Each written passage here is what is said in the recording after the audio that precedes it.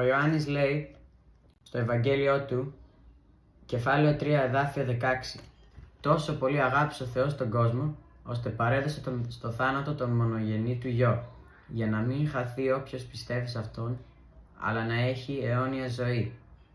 Ο Θεός αγάπησε ολόκληρο τον κόσμο. Αυτό σημαίνει ότι ακόμα και το πιο κακό άνθρωπο τον έχει αγαπήσει. Και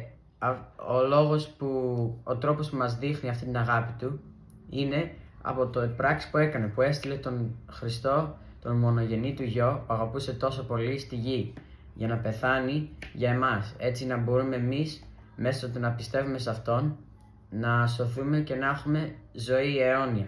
Και αυτό μπορεί να το κάνει όποιος θέλει. Λέει, ώστε παρέδωσε στο θάνατο τον μονογενή του Γιο, για να μην χαθεί όποιος πιστεύει. Αυτό σημαίνει ότι όποιος και να πιστεύει, και ο χειρότερος άνθρωπος στον κόσμο, θα σωθεί και θα πάει μαζί με τον Θεό.